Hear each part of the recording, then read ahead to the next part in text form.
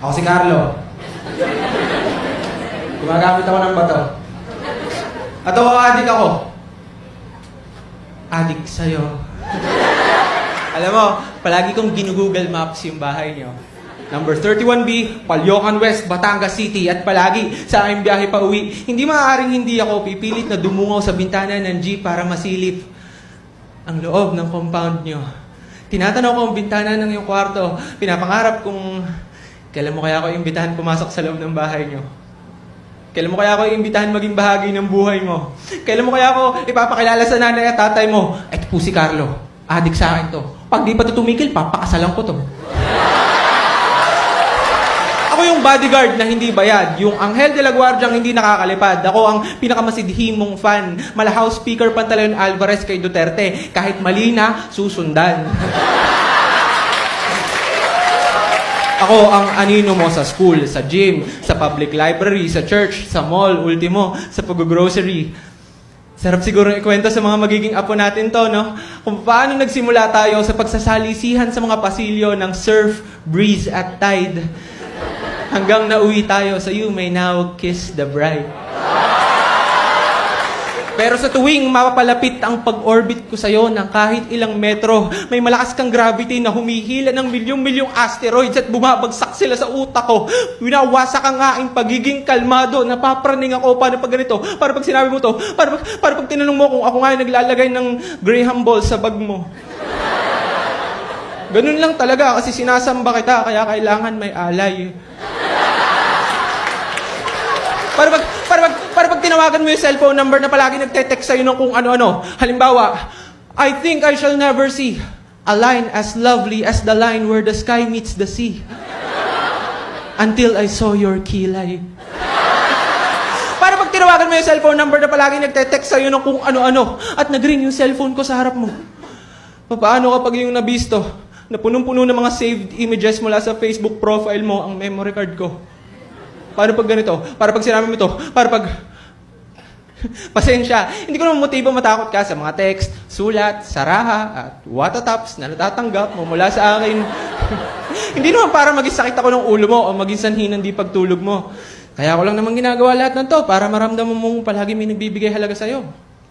Na sa malupit na mundong ito ay may isang ako, isang anino na bumabagtas sa bawat landas na nilalakaran mo at hindi ka papayagan masaktan.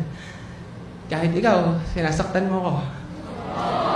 Oo, sinasaktan mo ko sa mga pagwawalang kibo, sa mga pagsasawalang bahala. Hindi porke sanay ka na hindi sa akin mag-reply, ay sanay na rin ako na hindi maghintay. At akala mo, hindi ko nakikita yung mga love letter kong pinaghihirapan, dinidiretso mo lang sa basurahan. Sayang naman yung lettering. Alam mo, minsan nilagay ko na lang doon, alamat ng saging, total, alam ko namang hindi mo rin babasahin.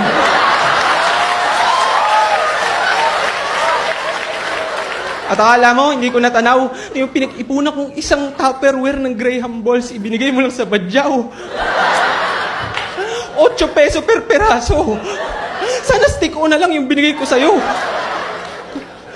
Tinatawanan ko na nga lang madalas, pero nasasaktan ako. February 4, Sabado, sinundan kita sa loob ng Cinema 2, Guardians of the Galaxy. Napaibig na rin akong bumili para, alam mo yon, masabi ko naman sa akin sarili na kahit minsan nakasama na kitang manood ng sine. Kahit di tayo magkatabi, pumwesto ko sa silila eksakto sa likuran mo at nang naamoy ko ang malapi awards back sa patalastas ng downy na halimuyak ng mga bulaklak na bumabalot sa iyo, may kung anong baliw na ideya. Yung anit ko ay bumuka at parang cartoons may lumabas na bumbilya. Ting! Bakit ba hindi ko na lang sabihin sa'yo? Simulan na natin ang forever na to. Magkaalaman na. Alam ko hindi ganito yung tipo mo sa lalaki na pagmumukha, pero pag siningkit mo ang iyong mga mata at pumihit ka ng konti pakaliwa, hindi ba? Hindi ba medyo Daniel Padilla? Pero bago pa ako nakapagsalita, may tumabi na sa'yo. Ang bawat hakbang niya ay sigurado para bang napag-usapan niyo na talaga na dito magtatagpo. Pamilyar sa akin ang lalaking to. Parang kasama siya sa top 20 names ng mga lalaking itutumba ko. Ito yung mga fuckboy na palaging pinupusuan yung DP mo.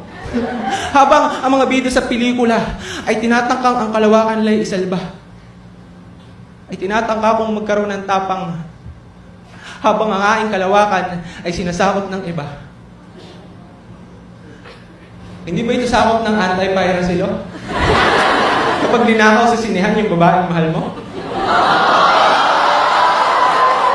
Hindi ko na natapos yung pelikula. Namalayan ko na lang din nila ako ng aking mga paa sa isang lugar na palagi ko nakikita pero hindi pa nakakapunta.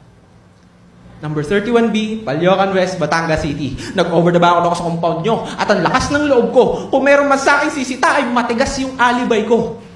Pokemon Go!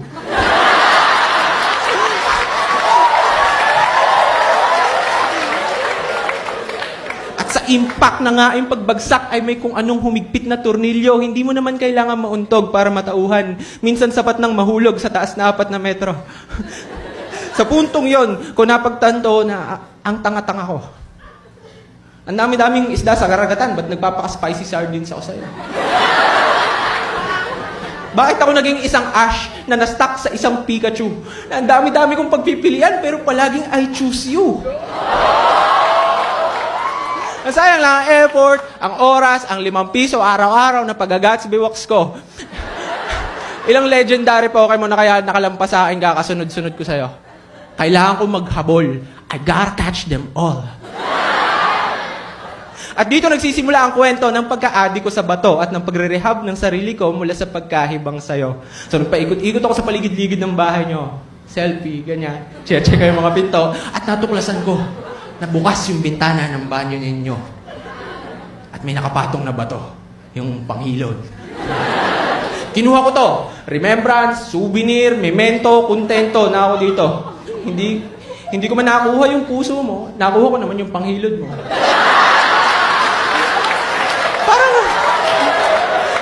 Parang same thing lang din naman kasi parehas lang silang bato.